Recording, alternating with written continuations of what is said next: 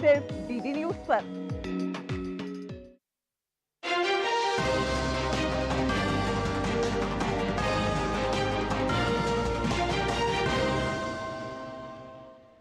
नमस्कार, इस समाचार बुलेटिन में आप सभी का स्वागत है। मैं हूं निखिल सिंह और शुरुआत करेंगे हेडलाइंस के साथ। देश भर के 47 स्थलों पर रोजगार मेले का आयोजन। प्रधानमंत्री ने 51,000 से ज्यादा युवाओं को वितरित किए नियुक्ति पत्र। राष्ट्र निर्माण में नौजवानों की बताई बड़ी भूमिका।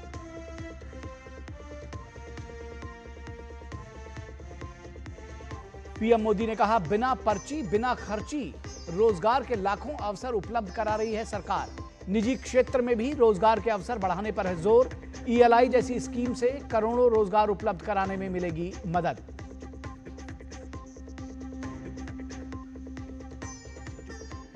अहमदाबाद एयर इंडिया विमान हादसे की प्रारंभिक जांच रिपोर्ट में चौंकाने वाले खुलासे। टेक ऑफ के तुरंत बाद ही बंद हो गए थे दोनों इंजन। एयर इंडिया का बयान, जांच में जारी रखेंगे सहयोग।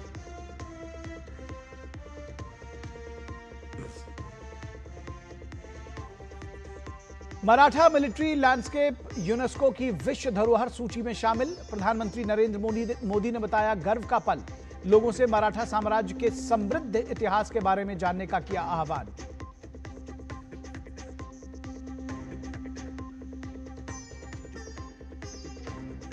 और विंबलडन में महिला एकल की खिताबी भिड़ंत आज। अमेरिका की एमांडा अनिसिमोवा और पोलैंड की ईगा श्वांतेक होंगी आमने सामने। तो खबरों के सफर की शुरुआत करते हैं। प्रधानमंत्री नरेंद्र मोदी ने आज 16वें रोजगार मेले के तहत हजारों नियुक्ति पत्र जारी किए। पीएम ने वर्चुअल माध्यम से 51,000 से अधिक नियुक्ति पत्र वितरित किए। रोजगार मेले में देश भर के 47 स्थलों से नवनियुक्त युवा जुड़े। ये नियुक्तियां केंद्र सरकार के विभिन्न मंत्रालयों और विभागों में हुई हैं। इनमें 40,000 से अधिक नियुक्तियां भारतीय रेलवे में हुई हैं। रोजगार मेले की यह पहल रोजगार सृजन को सर्वोच्च प्राथमिकता देने की प्रधानमंत्री नरेंद्र मोदी की प्रतिबद्धता को दर्शाती है। और प्रधानमंत्री ने अपने संबोधन में कहा कि उनकी सरकार बिना पर्ची बिना खर्ची रोजगार के लाखों अवसर उपलब्ध करा रही है। पीएम ने कहा कि बीते कुछ वर्षों में केंद्र सरकार में पक्की नौकरी पाने वाले लाखों युवाओं का एकमात्र लक्ष्य राष्ट्र सेवा होना चाहिए। पीएम ने इसके लिए नागरिक प्रथम का सूत्र अपनाने को कहा। आज दुनिया मान रही है कि भारत के पास दो असीमित शक्तियां हैं। एक डेमोग्राफी, दूसरी डेमोक्रेसी, यानी सबसे बड़ी युवा आबादी और सबसे बड़ा लोकतंत्र। युवाओं का यह सामर्थ्य हमारी भारत के उज्जवल भविष्य की सबसे बड़ी पूंजी भी है और सबसे बड़ी गारंटी भी है। और हमारी सरकार इसी पूंजी को समृद्धि का सूत्र बनाने में दिन रात जुटी है। और प्रधानमंत्री ने 5 देशों की अपनी हालिया यात्रा का जिक्र किया। पीएम ने कहा कि उन्हें हर देश में भारतीय युवा शक्ति की गूंज सुनाई दी। पीएम ने इन देशों के साथ हुए समझौते से देश के युवाओं के लिए नए अवसर पैदा होने की बात कही। जितने भी समझौते हुए हैं उनसे देश और विदेश दोनों जगह भारत के नौजवानों को फायदा होना ही है। Defence, pharma, digital technology, energy, rare earth, minerals, ऐसे कई सेक्टर्स, ऐसे सेक्टर्स में हुए समझौतों से भारत को आने वाले दिनों में बहुत बड़ा फायदा होगा। भारत के मैन्युफैक्चरिंग और सर्विस सेक्टर को बहुत बल मिलेगा। और पीएम ने कहा कि सरकार का जोर निजी क्षेत्र में भी रोजगार के अवसर बढ़ाने पर है। पीएम ने इसके लिए ELI स्कीम जैसे कदम गिनाए जिससे करोड़ों रोजगार उपलब्ध कराने में मदद मिलेगी। डिफेंस मैन्युफैक्चरिंग में भी भारत नए रिकॉर्ड्स बना रहा है। हमारा डिफेंस प्रोडक्शन 1.25 लाख करोड़ रुपए से ऊपर पहुंच चुका है।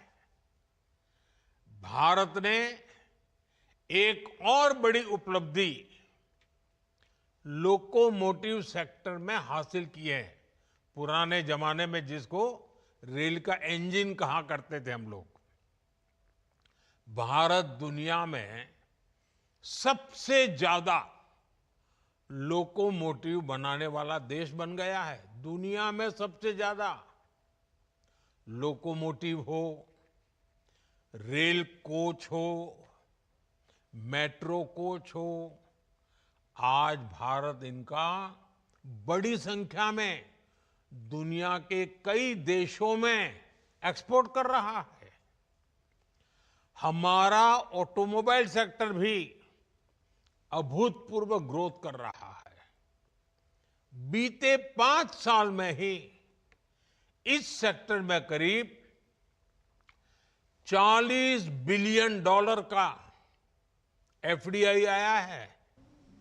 यानी नई कंपनियां आई हैं, नई फैक्ट्रियां लगी हैं, नए रोजगार बने हैं।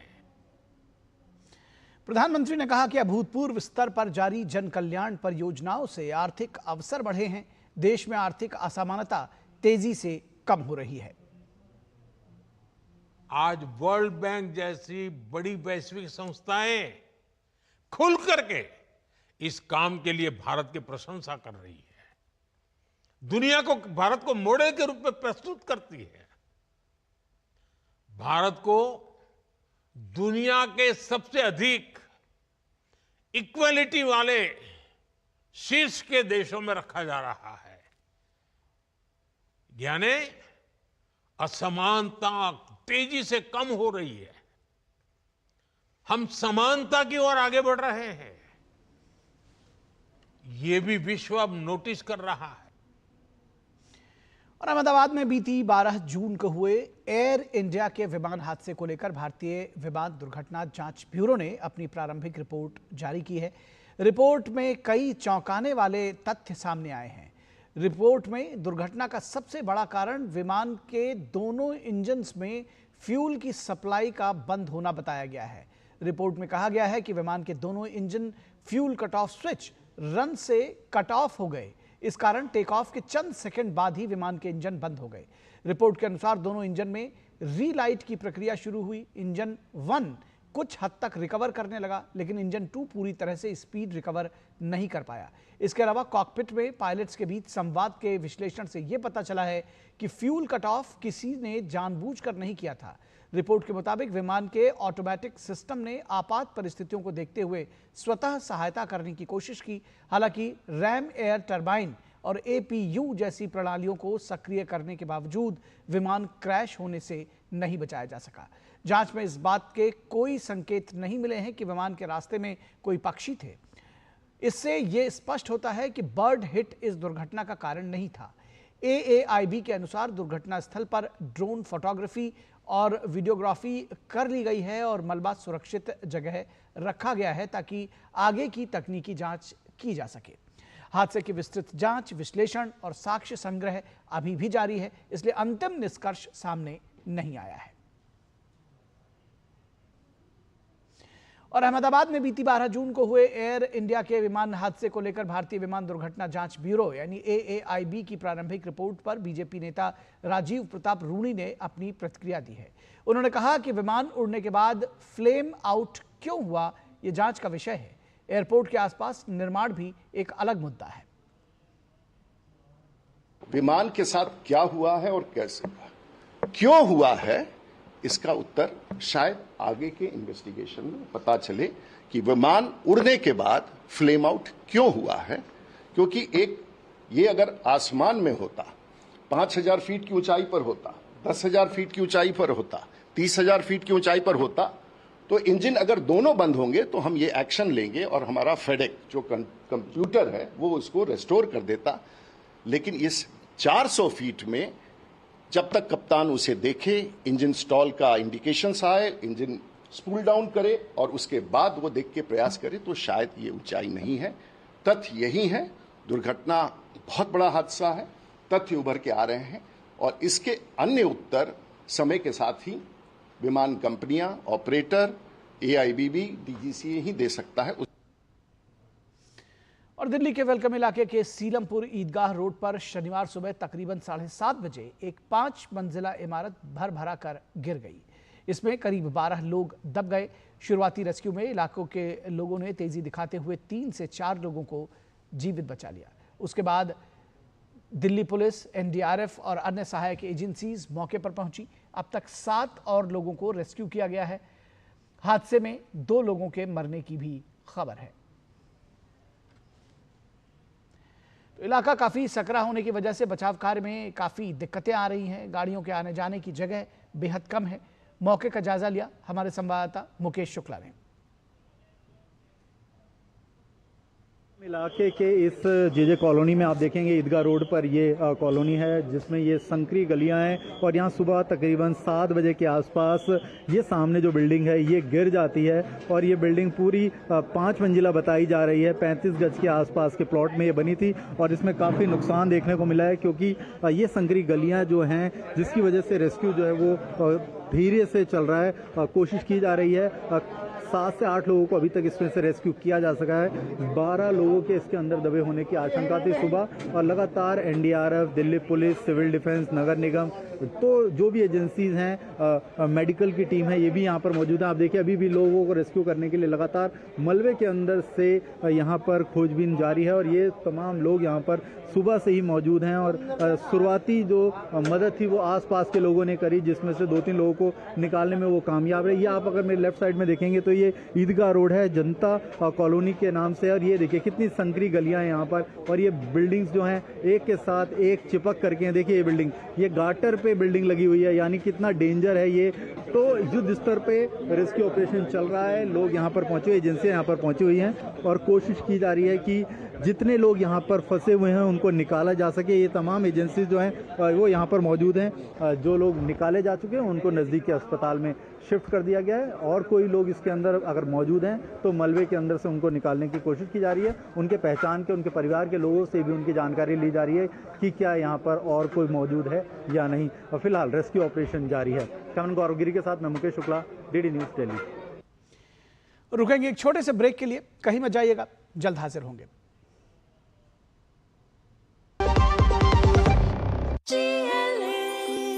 जो लक्ष्य चुना था समझ आने लगा है।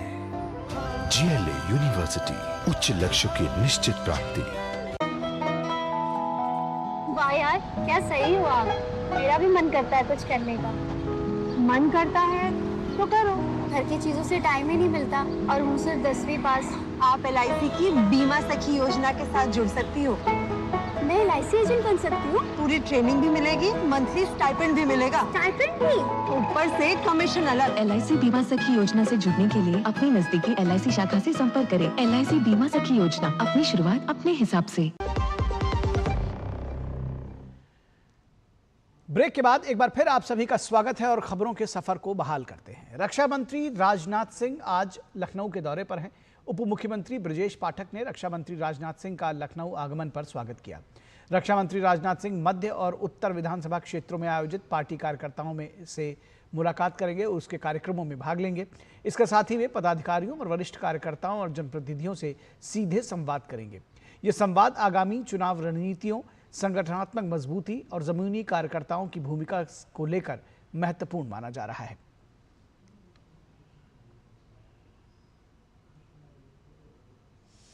और NIA ने मिजोरम में प्रतिबंधित हथियार और गोला बारूद जब्ती मामले में 5 आरोपियों के खिलाफ आरोप पत्र दाखिल किया है। NIA के मुताबिक जब्त हथियार एक बांग्लादेशी उग्रवादी समूह को भेजे जाने थे।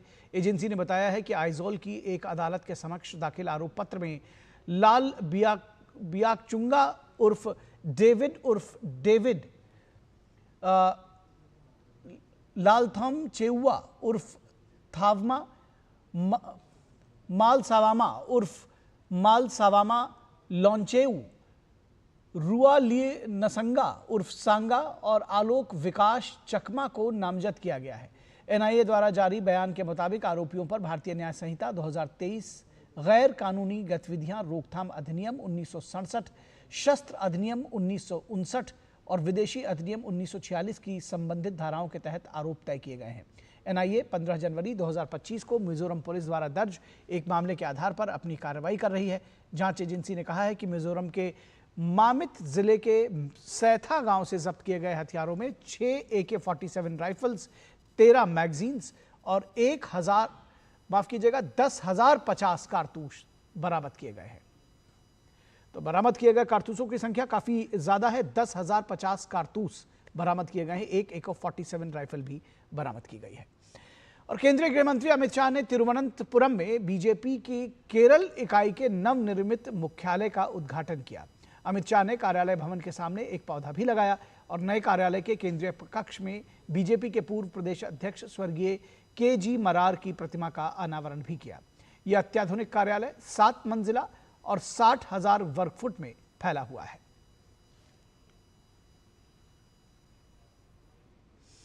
राष्ट्रीय राजमार्ग प्राधिकरण NHAI ने ढीले फास्टैग पर शिकंजा कसा है।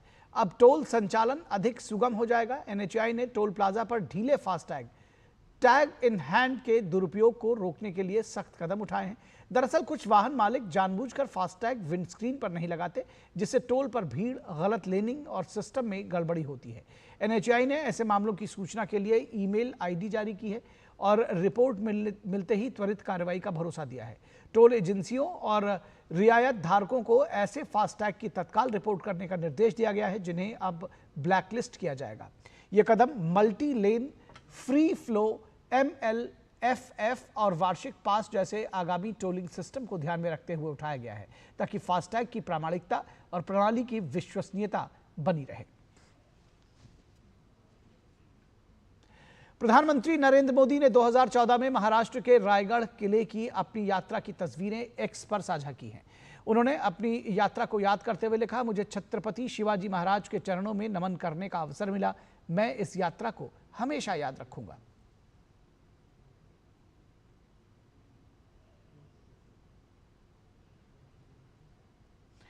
उत्तर प्रदेश के मुख्यमंत्री योगी आदित्यनाथ आज लखनऊ में साहिब श्री गुरु तेग बहादुर महाराज के 350वें शहीदी वर्ष को समर्पित श्री गुरु तेग बहादुर संदेश यात्रा में शामिल हुए। इस अवसर पर उन्होंने कहा कि सनातन धर्म की रक्षा के लिए गुरु तेग बहादुर महाराज ने शहादत दी थी। उत्तर प्रदेश के मुख्यमंत्री ने कहा कि इस यात्रा और कार्यक्रमों के माध्यम से 350 वर्षों के पूरे इतिहास को एक जीवंतता प्रदान की जा रही है। 350 वर्षों के इस पूरे इतिहास को एक जीवंतता प्रदान कर रहे हैं इस यात्रा के माध्यम से, इन कार्यक्रमों के माध्यम से। कैसा कालखंड रहा होगा जब उस समय औरंगजेब जैसा क्रूर और बर्बर शासक रहा हो। इस्लामीकरण के जिस बड़े अभियान को लेकर के आगे बढ़ा था, उसमें सबसे पहले चुनौती उसको किसी ने दी थी? गुरु तेग बहादुर जी महाराज ने दी। मुख्यमंत्री योगी आदित्यनाथ ने धर्मांतरण के मुद्दे पर भी बात की। उन्होंने कहा कि अवैध धर्मांतरण के खिलाफ कार्रवाई जारी है। अनुसूचित जाति का धर्मांतरण कराया जा रहा है। हम सबको तोड़ने की साजिश हो रही है और देश का स्वरूप बदलने की कोशिश हो रही है। आपने देखा होगा किस प्रकार की साजिशें हो रही है। विदेशों से उसमें धनराशि आ रही थी। आप सोचिए, 100 करोड़ से अधिक का ट्रांजैक्शन अब तक उसके 40 खातों में प्राप्त हुआ है और लगातार उस अभियान को आगे बढ़ाने का कार्य कर रहा था। उद्देश्य उनका वही है जो उस समय था। हां, काम का तरीका उन्होंने बदला है और यह आयोजन हम सबको इस बात के लिए प्रेरणा दे रहा है कि जिस उद्देश्य से सिख गुरुओं ने अपना त्याग और बलिदान दिया था, आज वर्तमान पीढ़ी को उस शहादत की परंपरा को फिर से वर्तमान परिप्रेक्ष्य में जीवंत बनाए रखने के लिए एक नई रणनीति के तहत कार्य करने की आवश्यकता है। और खबर मौसम की। मौसम विभाग ने आज और कल के लिए बिहार, झारखंड, हिमाचल प्रदेश और उत्तराखंड में तेज बारिश का अलर्ट जारी किया है। दिल्ली, एनसीआर, उत्तर प्रदेश, राजस्थान, मध्य प्रदेश और हरियाणा, पंजाब में बिजली चमकने और आंधी तूफान के साथ मध्यम से तेज बारिश की चेतावनी जारी की है। आईएमडी ने 2 दिन तक के लिए बिहार के कई जिलों के लिए येलो अलर्ट जारी किया है। राजस्थान में मानसून की सक्रियता से झमाझम बारिश का दौर जारी है। मौसम विभाग के अनुसार कोटा, भरतपुर, जयपुर, अजमेर और उदयपुर संभाग में मध्यम से भारी बारिश हो सकती है। मौसम विभाग ने महाराष्ट्र में मुंबई समेत कई शहरों के लिए बारिश का अलर्ट जारी किया है। 13 और 14 जुलाई को बारिश में तेजी आने की संभावना है। कमोबेश ऐसा ही मौसम गुजरात के विभिन्न हिस्सों में देखा जा रहा है। पहाड़ी राज्यों हिमाचल प्रदेश और उत्तराखंड की बात करें तो मौसम विभाग ने अगले सप्ताह तक ऊंचाई वाले क्षेत्रों में मध्यम से भारी बारिश होने का पूर्वानुमान जताया है। आईएमडी ने आज और कल के लिए हरियाणा के कई जिलों में भारी बारिश का अलर्ट जारी किया है। गुरुग्राम और फरीदाबाद में अत्यधिक बारिश की संभावना है। आईएमडी के अनुसार झारखंड में गढ़वा, चतरा, रामगढ़, हजारीबाग और कोडरमा में भारी बारिश हो सकती है। इन जिलों में येलो अलर्ट जारी किया गया है। रांची में मौसम विभाग के मुताबिक 15 जुलाई तक बारिश से राहत नहीं मिलेगी। दिल्ली, एनसीआर में भी गरज चमक और तेज हवाओं के माध्यम से भारी बारिश हो सकती है। और उत्तर प्रदेश के चित्रकूट में शुक्रवार रात से जारी मूसलाधार बारिश ने जनजीवन अस्त व्यस्त कर दिया है। रात में 3 घंटे और आज सुबह 1 घंटे की तेज बारिश से मंदाकिनी नदी का जलस्तर तेजी से बढ़ा है। मंदाकिनी नदी का जलस्तर 125 मीटर तक पहुंच गया है। खतरे के निशान 126.5 मीटर है। मंदाकिनी के जलस्तर के बढ़ने से आवासीय क्षेत्रों में पानी घुस गया है। प्रशासन ने तत्काल कार्रवाई करते हुए नदी पार करने पर पूरी तरह से रोक लगा दी है। चित्रकूट के थाना प्रभारी डीआर शर्मा ने कहा है कि मंदाकिनी नदी का जलस्तर काफी तेजी से बढ़ चुका है और यह तेजी से बढ़ भी रहा है। सभी दुकानदारों को सूचना दी गई है कि वो घरों के अंदर रहें। उन्होंने कहा कि जो व्यवस्था बन रही है और जो भी संभव उपाय किए जा सकते हैं वो किए जा रहे हैं। मंदाकिनी में काफ़ी तेजी से बाढ़ फैल रही है। जो प्रमुख वो हैं जैसे लंका तिराहा, मंदाकिनी घाट, राघव प्रयाग घाट और ओगधाम घाट। यहाँ पर जो हमारे पास रेस्क्यू टीम है उनको लगाए हैं, अधिकारियों को भी सूचित किए हैं, वहाँ से भी भेजा जा रहा है और बाढ़ नियंत्रण के लिए। और सभी जो दुकानदार हैं जहां पानी लग रहा है उन लोगों को सचेत किया गया है कि घरों के अंदर रहे, अपना सामान कि बाहर जो निकाले हैं सब अंदर कर ले। तो इस समाचार बुलेटिन में बस इतना ही। हमारी पूरी टीम को दीजिए इजाजत। नमस्कार।